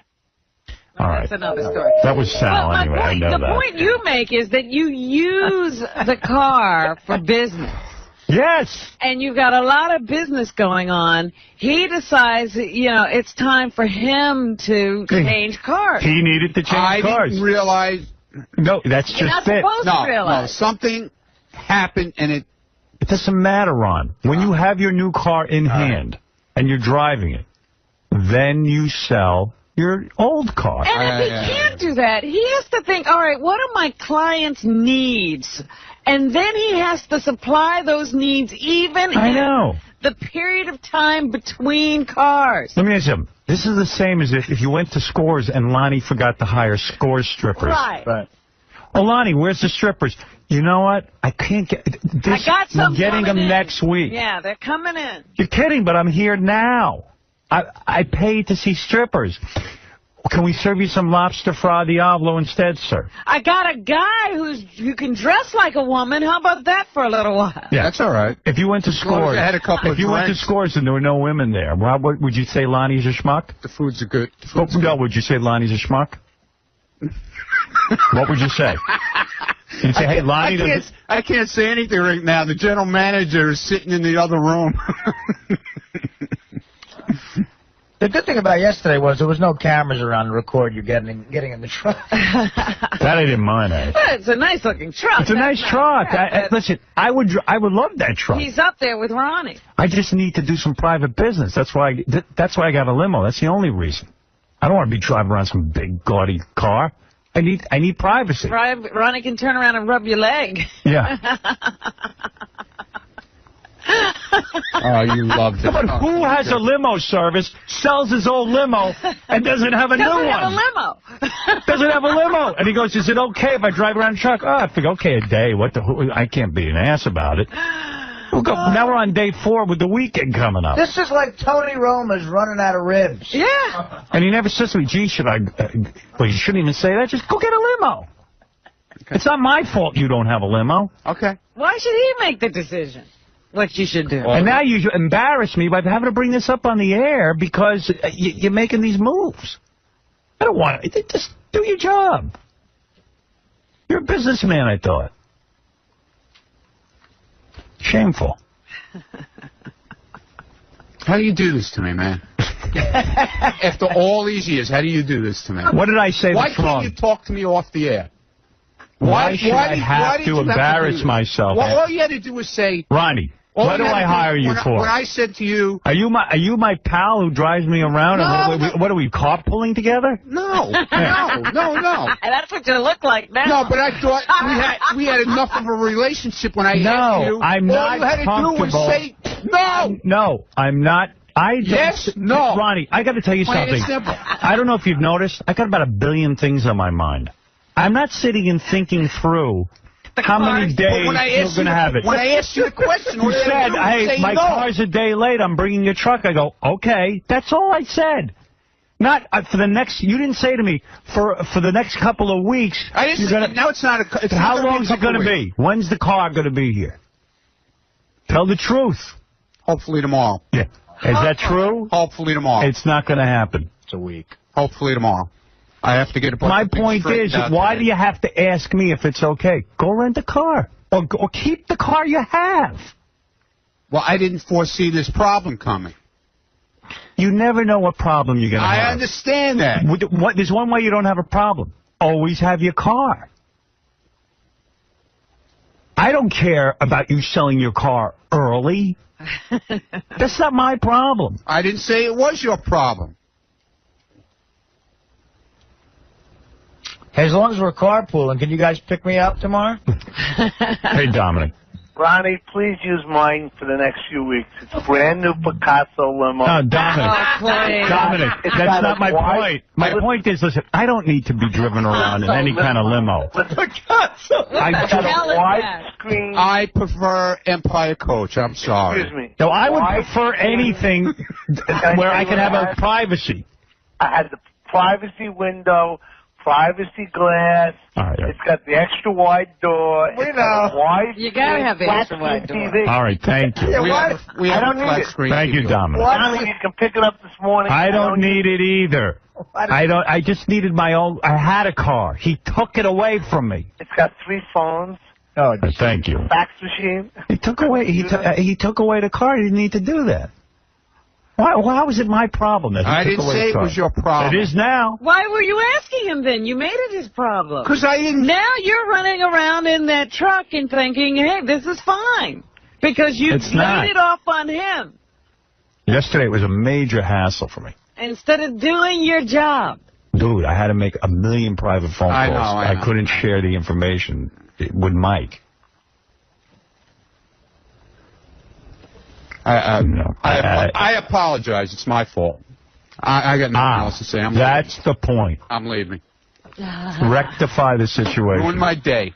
Yes. My day wasn't ruined enough. And by the way, my day was ruined yesterday. Now you got to ruin my day too, right? You're saying his day was ruined. Now everybody's got to be ruined. You ruined my day. You didn't have to ruin anybody's day. Where's my car? All you had to do was say to me, no. Who now owns my car? Oh.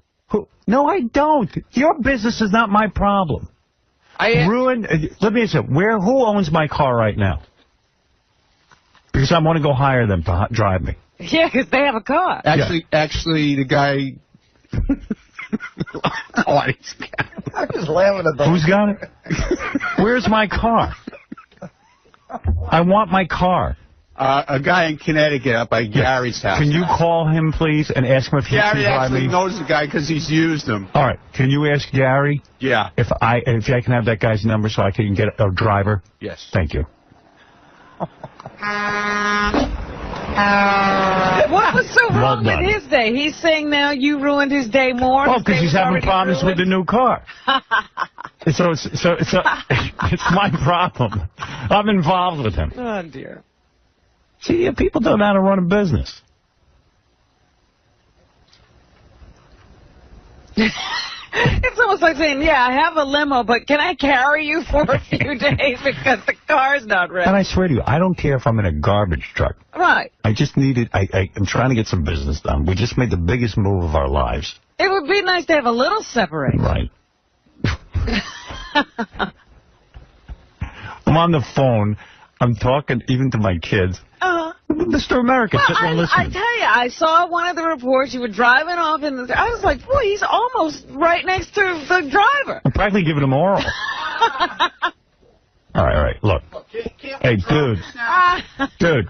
Can't we drop... You should be on the phone getting me that car. Dude.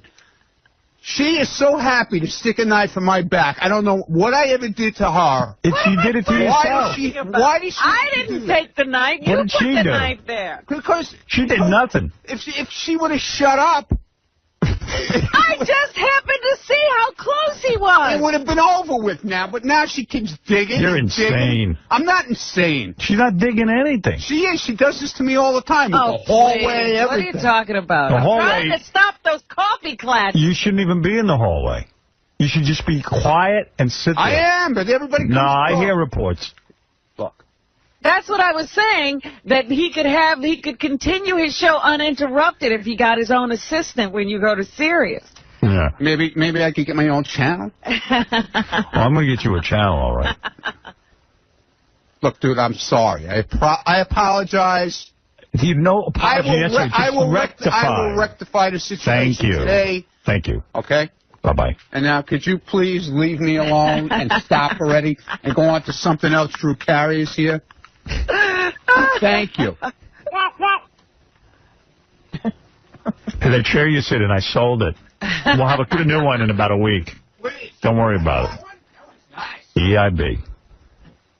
All right, Drew Carey is here. Did I finish playing? Well, I got so much. We were reading Chauncey's list, as a matter of fact. Yeah, but I have to take a break. That's true. Ronnie should sit in the EIB chair.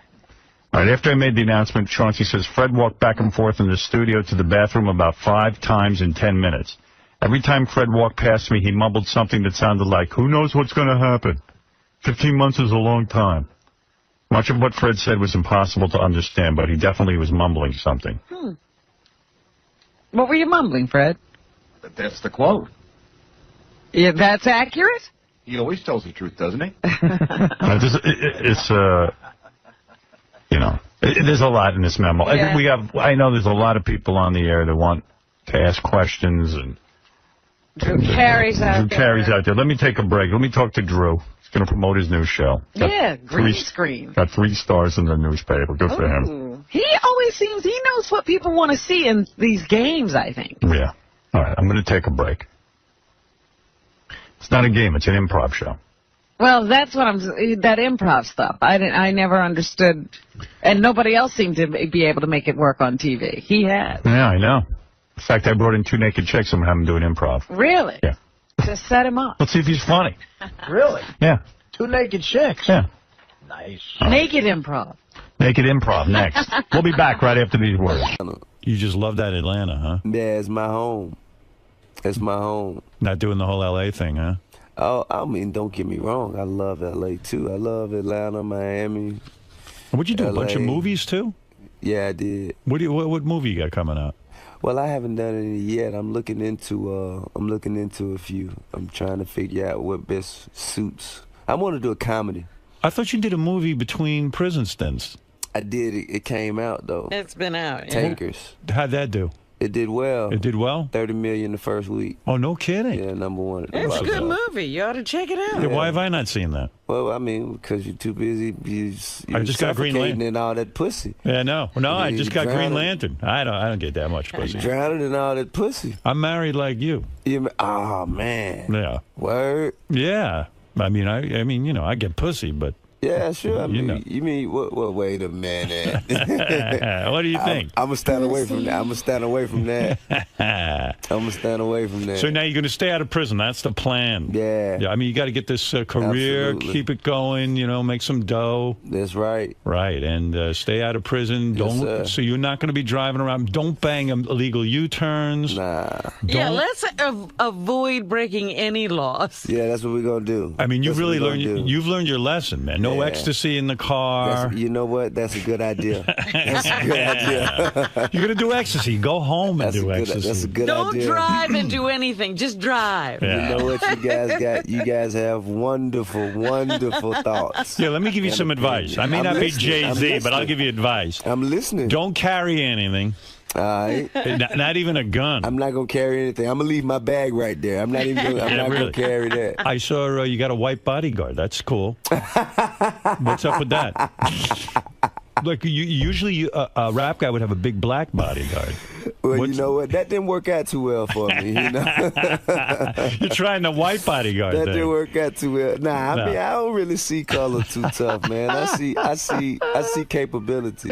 I see. Well, all right. So you got. I saw the guy out there. He looks like a guy you don't want to mess around with. He seems pretty tough. Does he have to handle some situations sometimes?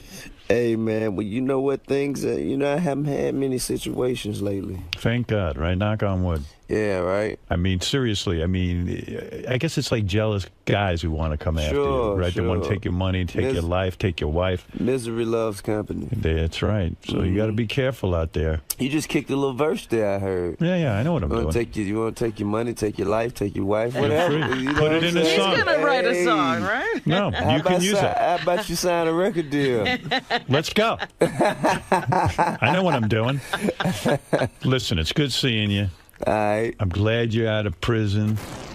You know that makes 2 of us. How's that ecstasy? I never did it. You know what, man? I've tried it all, but never ecstasy. It's been so long. Really? It's been so long for me. Yeah. You smoke a little weed?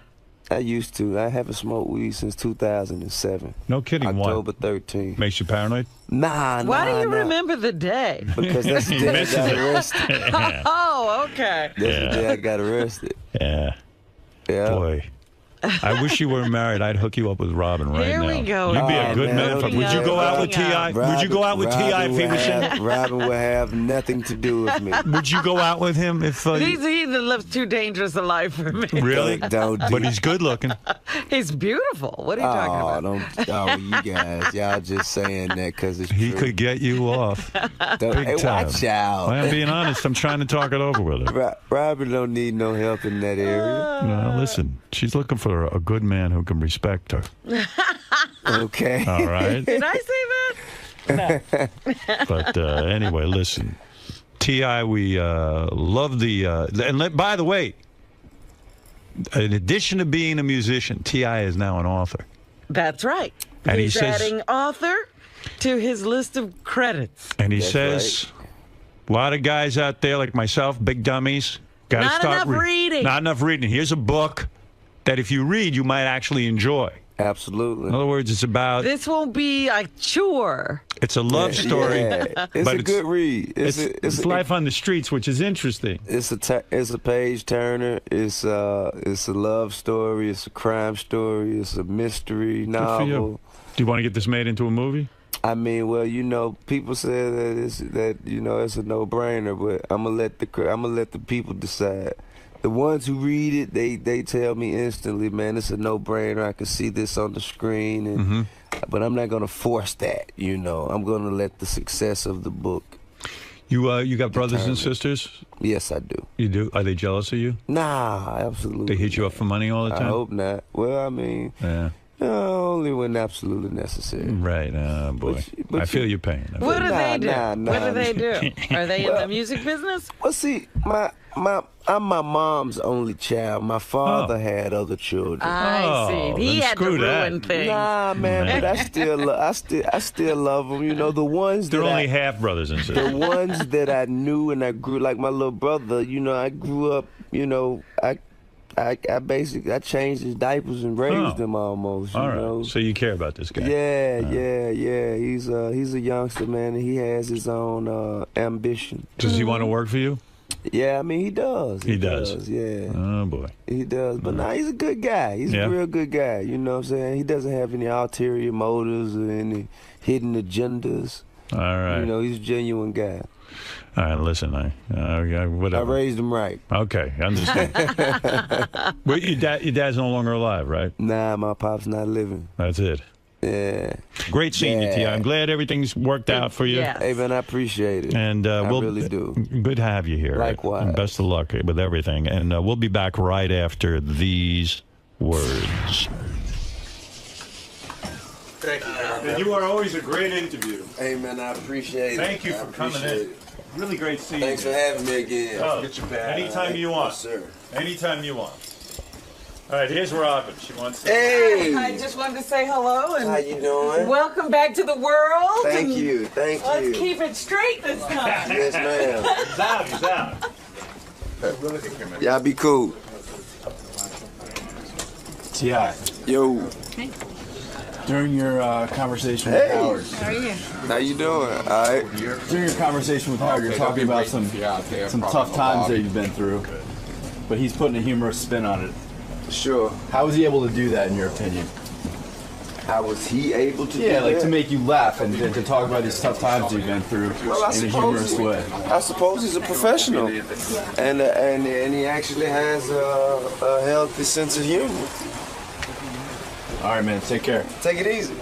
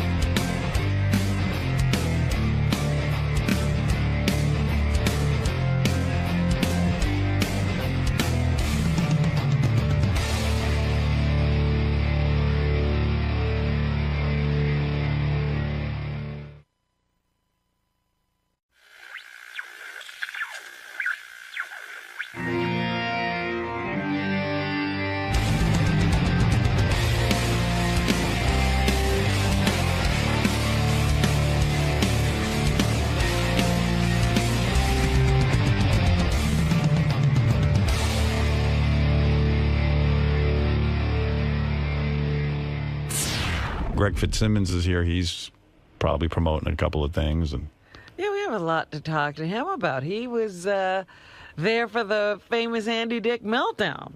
It was on his show. I thought Greg might have stepped in. He didn't defend. He didn't defend. No. He just sort of delved in and egged on. Greg Fitzsimmons was on with Andy Dick, and Andy went into an anti-Semitic tirade about me, and Greg kind of just giggled at it. Sat back and let him go. I know Greg's going to say, well, you know, I was trying to encourage Andy to say all this so that he would, you know, be interesting. Thinks I'm bullshitting him. Who? That I'm waiting for a camera to bring him in. Greg? Yeah. Fitz dog? I could tell, you know. Like I said, just give me a minute. I'm waiting for Greg to finish an interview. And he looks at me like, you're full of shit, you know. But let's bring Greg Fitzsimmons in. Absolutely.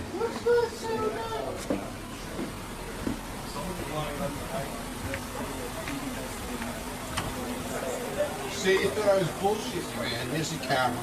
Come on. That's it. Fix your makeup. I was going to say fix your hair, but... Oh, there you go, Ronnie. Wow, you're getting sassed by Ronnie already? Going after the hairline. How do you even see it, Ronnie? You on a ladder? Hi, this is Greg Fitzsimmons here at Howard Stern Show. It's always a great way to start the day. You get up, couple cups of coffee, read the Post, anticipate the fight strategy, what's coming at me. The Andy Dick thing seems to be already buzzing in the hallways. And I got a new show on the Speed Channel that's called Pumped, coming out November 17th, so I'm in the middle of taping that. I'm going to leave here and go straight up to Connecticut and film some more episodes. And my audiobook is coming out, the famous foreword, but it's me reading Howard's writing, so that may cause a whole other pile of shit to happen in my life. So that's coming out in November. You can pre-order it at fitzdog.com. It's me reading. I got Adam Carolla reading, Zach Galifianakis, Natalie Maines. I got a bunch of celebrities in the book also. So that's been a few months of work. So I'm fucking exhausted. I'm not going to lie to you. I'm really tired. So what's your tactic going to be? I mean, you're going to go on the offensive in a tired sort of way? I mean, what's... No, I never go on the offensive. I am much like Ali. I rope-a-dope. You know, you can't go on the offensive when you're in the pit like the Christians and the Lions. I'm sitting in the middle. Howard is where you are.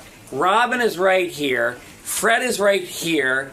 Benji's writing shit about me over here. The calls are flying in. And then you got the random Gary flies into the mic with some other shit on you. So when you're in the dead center of that, there's no offensive. There's just Krav Maga. There's trying to stop it from all neutralized. There's no offense. It's just a game of deflection. It's deflection. There's counter-punching, but it's a restrained counter-punch because you're trying not to incite more vitriol towards yourself. So, you know, to me, it's a good workout. Good luck today, Greg. God bless you. Godspeed, sir. Here's Greg Fitzsimmons. He's coming in. Say hello. Greg hosts a show right here on Howard 101. Hey, Greg. Hey. Busy day today, my man. It is busy. It's always busy here. Well, it's hard. A lot of times I seem to have a streak of coming in when there's busyness. Shit happening. Constant. Yeah. Constant shit. You have had that history. You got a TV show. I do. Well, wonderful. Yeah. And the new TV show is called? It's Pumped. Pumped. Yeah. And now Gary just told me the premise because I think this is funny.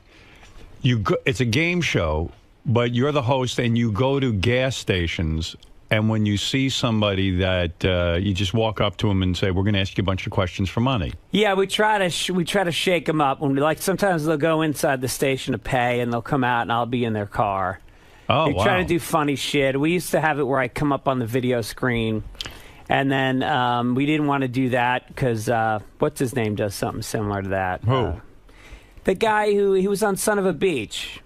Tim Stack? He does something similar on The Tonight Show. Oh, okay. Which I didn't realize. All right. So when we did the pilot, we did it that way, and I said I don't want to step on his toes. Okay. So, but basically, it's like Cash Cab, except we do it at a gas station. It's guerrilla-style game shows. But I see. But that's fun. It's fun, but the production is like 12-hour days standing at a gas station. Because every time you ask a question, you get a truck honking or somebody's tires squealing. But why not leave that in? Why not leave That's the what wild I'm audio? saying. Yeah, that's funny. Yeah, to me, that's the ambiance. We're doing it at the gas station. So they're starting to hear me on that, but it's been fun as shit. It's just, we tried to do Staten Island. Yeah. And, have you spent time on Staten Island? No, Robin has. It's unbelievable. It's like where people go to hide in New York. It's all like mafia guys. Yes. Mm-hmm. And you go out, and this guy sees us, and the cameras are all kind of hidden. Right. So this guy pulls up in a shiny white Cadillac, and he's got the gold and the black hair slicked back, and he floored it at the camera crew. And he jumps out of the car with the sweatpants and the matching sweat jacket. What the fuck are you at? What are you aiming a fucking camera at? Get that fucking... And I mean, we packed up 20 minutes later. We'd only been there half a day. We packed all our Just like, shit hey, up. man, we got to get out of here. Well, when we had a woman answer, I said, what is... True, false? Man has walked on Mars. True. All right, let's pack the van up. Let's head out. Let's go to Pennsylvania. She said true. She said true, and then somebody... But isn't that good? Don't you want people who are complete, No, because then they bomb out. They pull in, we surprise them. You need him to go. You need him to go long. Yeah, because it takes 20 minutes to get him to sign all the contracts at the beginning. And then if they crap out after 2 questions, we got our thumb up our ass waiting for somebody else to pull in. It's unbelievable. And you don't want to, especially in Staten Island, start goofing on the woman for not knowing that we haven't had a man on Mars, and she could end up, shooting you. Or we had somebody else go, America has the most paved roads in the world, except for what country? Europe. All right, let's get the fuck out of Staten Island. So you have a whole team. They write these questions, and you walk in. You're the big host. So you wear a suit and tie. I wear this. I got the work boots. Well, I used to work. No, they want me to dress like a gas station attendant. I got on the full gas station attendant outfit. I would think it'd be interesting if you were in a suit and tie. That's how we did the pilot, and then they thought it looked too much. It looked too cheesy, and they wanted it to look more organic. I see. But I used to work in a gas station in Yonkers growing up. Right. And it was the same thing. You'd go up, try to make an extra buck by squeegeeing the windshield. Right. What the fuck are you touching my car with that oily shit water? Yeah. I have always had this fear that someone's going to punch me in the face. You're such a tough guy. Why do you think I'm a tough guy? Because I'm scared. Right. It's defensive. I'm a little guy, and I'm afraid. Has anyone punched you when you approached them for the game show? Not yet. Not yet, but you think they might? I absolutely think that they might. Absolutely. There was a guy that I walked up to, and I said, do you want to play? He took 2 steps at me, and I just turned around, and I walked away. Is it a lot of money that you're offering people? Yeah, some people want $2,000. I mean, that's nice. 5 minutes. But people are suspicious, and they think you're up to something to embarrass them or make them feel weird. They think they're on Cheaters. Or that MSNBC show with the pedophiles. Do they have a bodyguard with you at all? Oh yeah, they do. Yeah, okay. I got Spider and I forget the other kid's name. Because it could get weird. The only 2 black guys on the set. Yeah, right. It's always the 2 black. the 2 black guys are the bodyguards.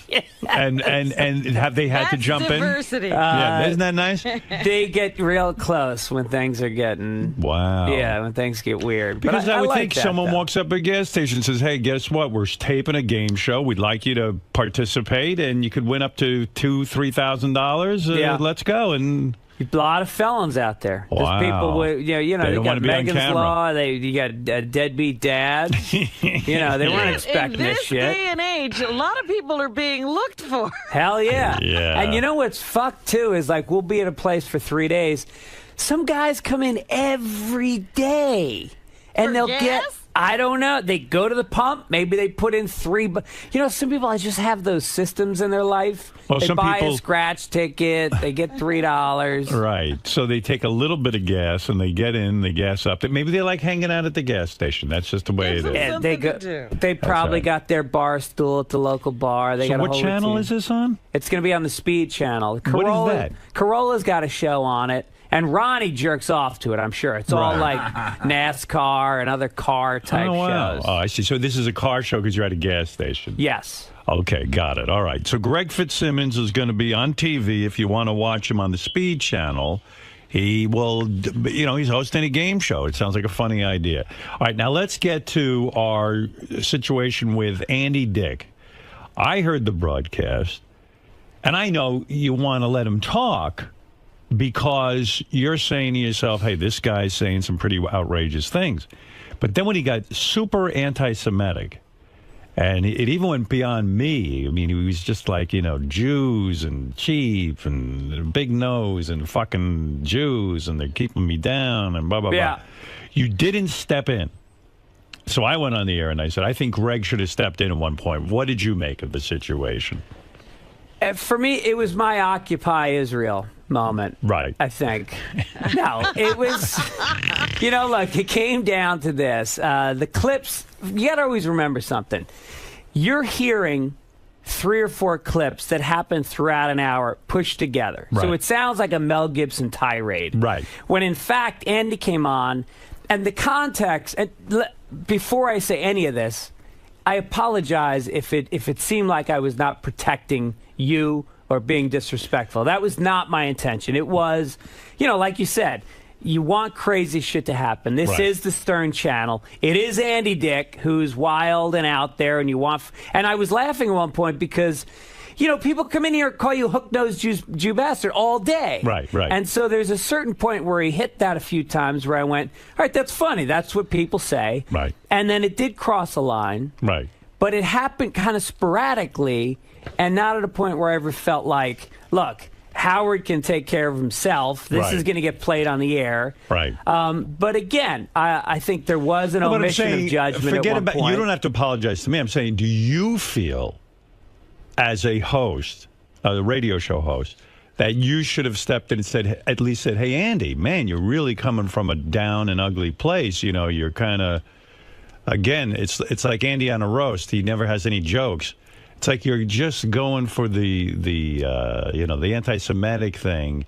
And what's going on with you, man? Do you really hate Jews? I mean, do you feel you should have stepped in at some point?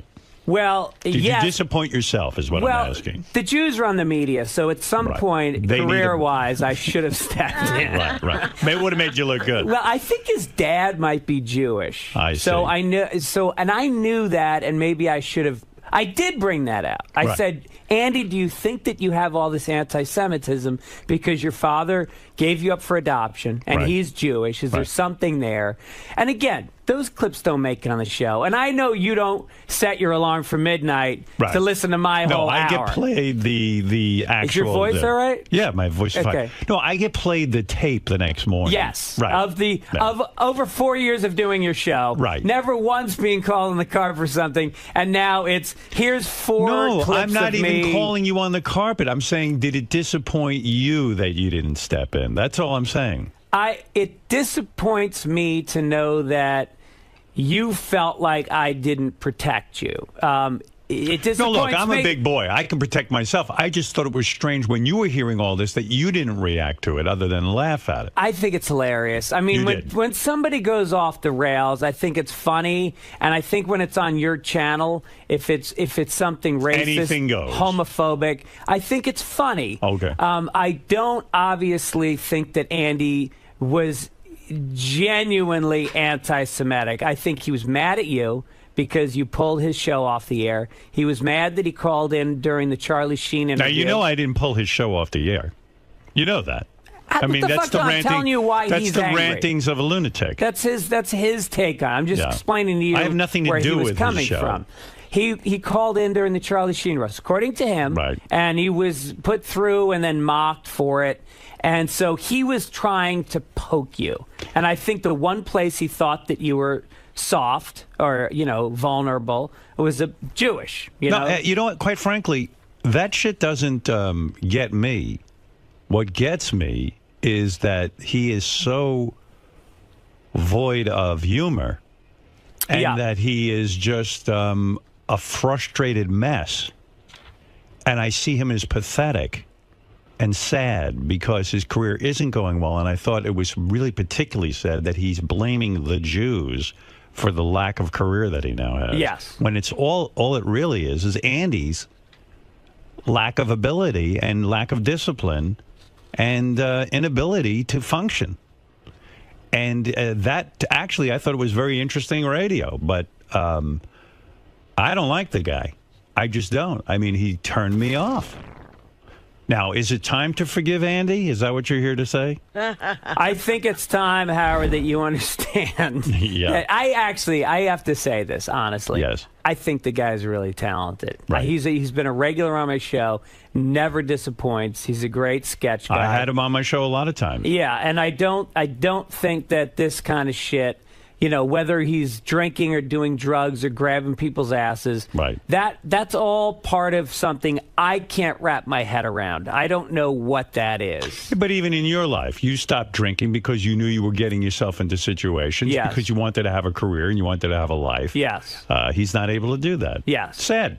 It is sad, but yet at the same time, this show has been a platform for people that live on the edge. That's There's a danger to that, No, I whether understand it's innocent that. And even sort of, what are you saying? You don't want Andy on the channels anymore? I said, absolutely not. I said, Andy can go on the channels anytime, and Greg can have him on. And I wasn't angry with you. I was just wondering what was going through your head when all that was going on. I understand that, and I got to tell you, there are times when in the middle of an interview where you're just not thinking big picture, right? And you're laughing at something that, in a different context, you should realize, wow, this isn't playing well on Howard's channel. Did you to change the topic because well, who cares? Yeah, who cares? Did you try out a rubber vagina last week? I did. Yes. Okay, that's what I thought. Someone told me about this. Yes. And Was that on the air? Yeah. Just at home? Now, I did a radio show in Austin, and I wish I could remember the guy's name because he keeps trying to get me to get messages to you, and I keep going, you got to understand my relationship with Howard. I don't ask anything from Howard Stern. Right. Not since you asked me to write the forward to your book. Right. No. Which, by the way, the audiobook is coming out next month. Can I read the... Will he be reading this Would you allow me to read the forward? This fucked me up because I got to that part of the book and I'm like, all right, what's the least destructive way I can do this? Do I read Howard's writing? Do I ask Howard to read it? No. You read it. All right, good. I'm going to do that then. Yes, I will read it. Gee, I'm insulted you didn't ask me to read it. I wish you had, but then it's on the other hand, it's going to come out and you're going to play, listen to Greg, pretending to read me. What the fuck is his problem? No, I'm fine with that. I really am. All right, good. So I go on this radio station in Austin, and the guy, and there's a guy there from, the Fleshlight? Yes. They must have approached you for sponsorship at some point. The Fleshlight, to me, and I'm a guy who has degraded himself in many ways. Naturally. It's the most degrading thing that you have to take something like a flashlight that has a rubber vagina on it, stick your dick in it. I mean, there's just no glory in that. You got to be at the lowest. There's no glory. You got to be at the lowest point in your life, right? When you're fucking a flashlight that's in the shape of a porn star's vagina. It's over. It's just so sad. It's so sad, and I'll tell you why. You might as well pack up. Yeah. Well, here's why it's so sad is that they give it to me, and I didn't want it, but they give it to me. I'm like, all right, what the fuck? I'll bring this home. Right. And then and then once it's in the room, it's almost like I'm gonna fuck it. Right. Because it's in the room. Hey, I did it with one of those rubber heads. Yeah. Right. And so I take the thing and I stick the body lotion from the hotel. Right. And you forget. Nowadays, they put shit in that lotion to make it tingly. Right. Yeah. I don't know what it is. And I put it in and I'm fucking it. And it doesn't feel as good as my hand at all. It feels like there's this... suction going on, and you feel like a loser. And then I didn't even come. And then I'm like, what do I do with this thing now? You know, I didn't want to. I'm going to leave it in the trash can so some poor maid. And I was thinking, what if the maid finds it and thinks, oh, it's a toy. I'll bring it home for my kid. Right. Because she's poor. So what'd you do with it? So I put it in the pocket of the bathrobe hanging in the closet. Right. Because someone's going to find it, but not right away. Right. And when they do, maybe they'll fuck it. Right. You don't want to pack it and bring it home. You leave it. You didn't clean it. It's like you used it. Yeah, I want to meet the guy who uses it. He finds it in a robe in a bathroom. Yeah, and he uses it. I think I'll take this home and use it for myself. And evidently, it's a big business because these porn stars all come in and go, "Hey, did you see my new fleshlight? It's my pussy." They measured my pussy and they actually took a mold. When was in here, it was like, "Does that really work?" She goes, "Yeah." Yeah. But that being said, isn't it just the answer to the vibrator? I mean, it's no different than a vibrator. Well, it is. It's a porn star's rubber pussy.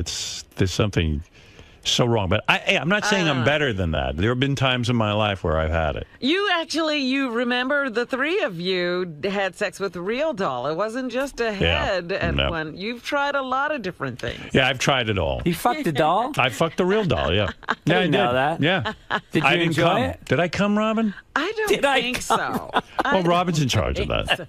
Yeah. I think you held some dignity back. But yeah, I think I might not have blown my load. But I did blow my load once at the radio station when we had that machine that was that machine. like a Sybian for guys. And I didn't want to blow my load. And all of a sudden I went, uh-oh. Yeah. I tried it, and it worked. Well, what if you don't pull out and then it gets pregnant? Bill, go ahead.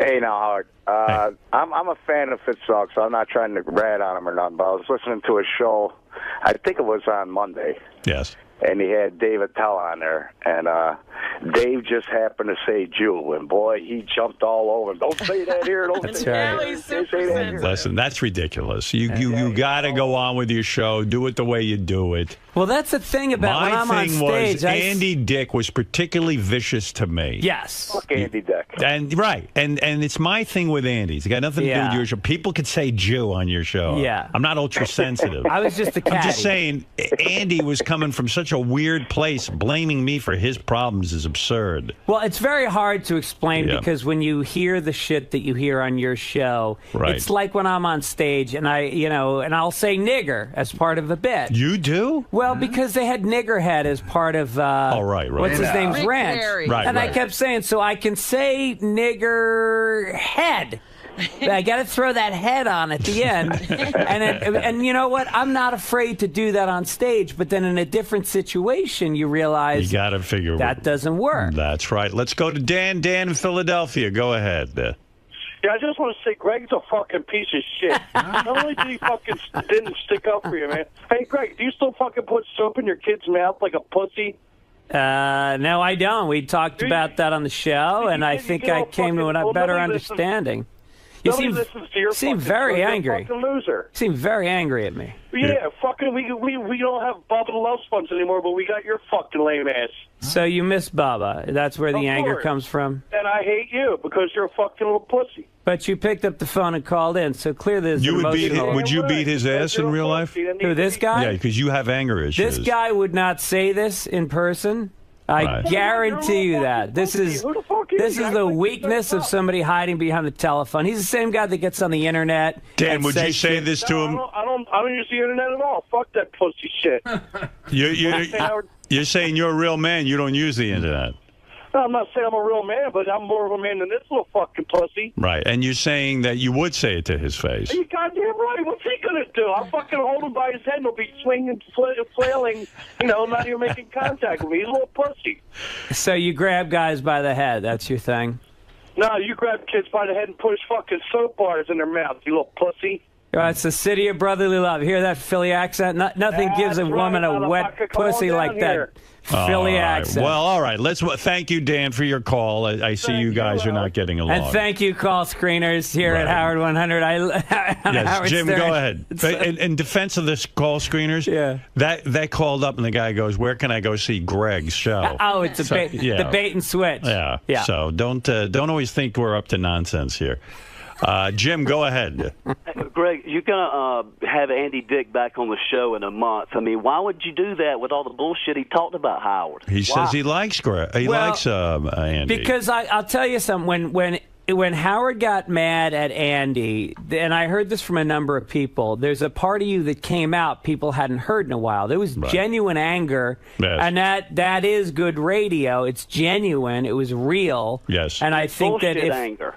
No, it wasn't bullshit anger. I think that no, I was angry. I think you were genuinely angry. I was genuinely angry. And I wouldn't want to provoke that, but at the same time, now that it's been sort of analyzed, it might be interesting. And Andy's apologized. If it was me, here's the problem.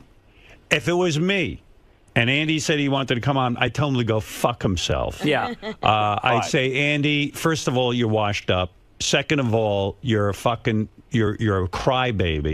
You expect everyone to do everything for you, and it's not going to happen in your lifetime. So get over it and clean your fucking act up and get to work. And I'd say, fuck off. That's me. Yeah. But I am never going to run these channels where I'm going to tell Greg, if Greg's doing a show on my channels, which I love and I like that he does it, I'm not going to put my morality on Greg.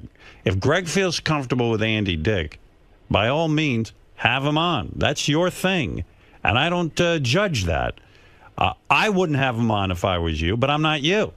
So that's the bottom line. I think the channels would get very sort of dull if I start imposing on the hosts my will. Yes. Like Robin does her own show now. And that's her business, what she does. I'm having Andy Dick on. She might have him. Would you have him on? Actually, I don't think he would work on my show. Yeah. Well, Howard, don't you think he's having Andy back on just to agitate you, though? No. I think First of all, I didn't say I'm having Andy back on. Somebody said, "Would you ever have Andy back on?" And I didn't put on the spot. I said, like you just said, I wouldn't categorically say no. Right. I think in the right situation, if he really wanted to come on and do a mea culpa, it might by the be way, interesting. I will categorically say no to Andy. Yeah. He can go fuck himself. I just don't dig him. You know? But wasn't there somebody who wanted to come on Jackie's show? I'll tell you something. You were upset about? It was Pat Cooper, and I said, right. and I said, hey, you know, fucking Jackie. I got pissed off and stuff, but I would never ever say Jackie don't have Pat Cooper. Yeah. On. Jackie decided not to have Pat Cooper on. It wasn't me. Yeah. I have no problem with it. I think Pat's an ungrateful piece of shit. And he every time he comes on, he badmouths Howard. Yeah, and he says things that are way out of line for a guy with his past. Yeah. And I personally want nothing to do with him. Quite frankly, if Jackie wants to sit there and have this guy on, I think it's amazing that Jackie, who worked with me side by side, you know, you and I didn't work together like this, but for years, and didn't know, he goes, I wasn't even aware that that Howard doesn't like Pat. Yeah. I go, oh, okay, right, Jackie, sure. And the thing is, I still wouldn't say don't have him on. That was Jackie's point of view. He didn't want to offend me. Well, I've been doing this show for 4 years, and, you know, I have never once gotten an editorial note from Tim, never, from you, and you won't. I mean, it is the greatest gig in the world. I get to be associated with this channel. Right. I've learned a ton from working with you and Tim. Right. And it's just this opportunity to do complete freedom of the speech. Where else do you get freedom of speech like this? That's right. And I'm not going to sit there and put my morality on it. But as far as Pat Cooper goes or Andy Dick, I would tell them to fuck off. You're ungrateful. What about Mel Gibson? Never.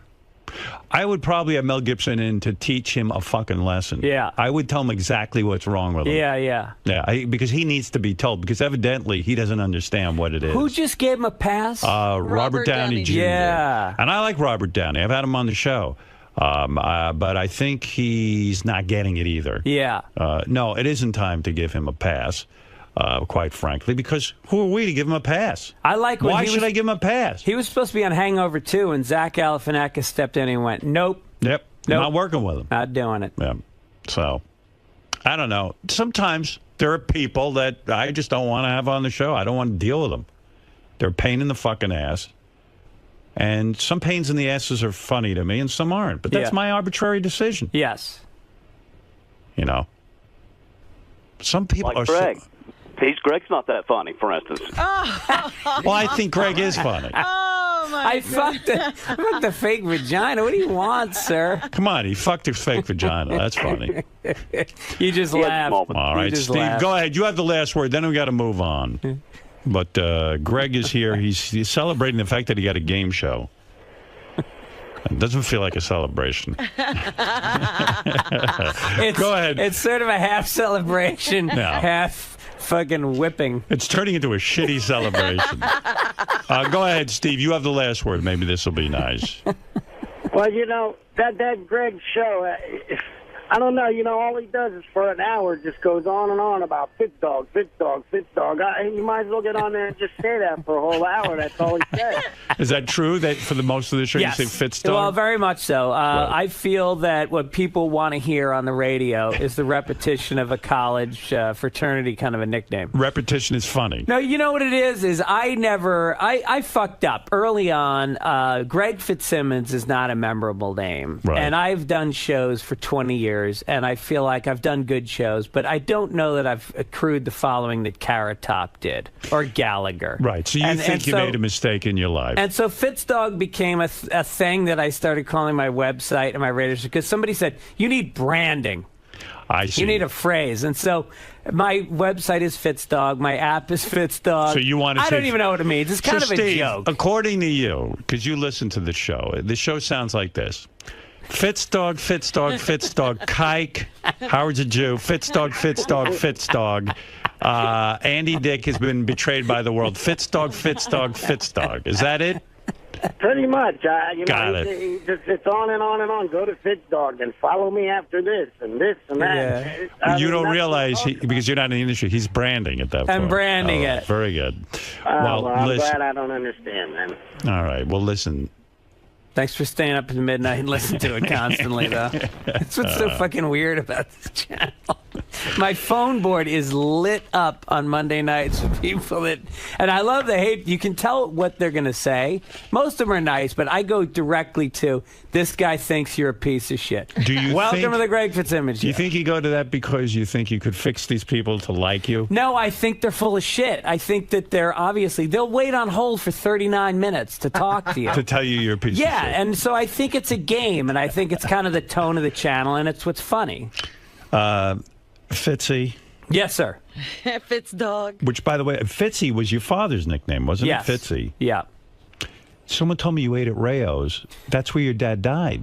It was... Was it weird? Did? It was one of the most, emotional things I've ever gone through. I had Rayo's is in Harlem. Yeah, it's up in a very tough neighborhood in Harlem, and it's, as you know, it's sort of got a reputation as a mob joint. I go there. I love it. It's not a mob. You go there. Yeah, I love it. It's not at all a mob joint. I mean, I've gone there 3 times, once with Robin, too. We went. And it's impossible to get a table. Yeah, it's impossible, and it's a great place and all of that. I heard it was a mob joint. But well, that's what people say because it's an Italian restaurant. Because it's Italian, yeah. But there's no such thing as a mob joint. No.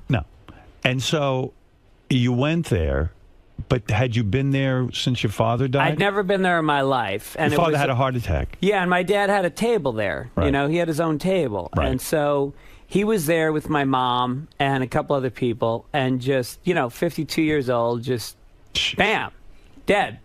And of course, people ran out of the restaurant because they thought there'd been a shooting. Right. No, and so I went there. There's a guy named Gene Orza, who's the head of the Baseball Players Association, brings me there, and I was real nervous about it, but I felt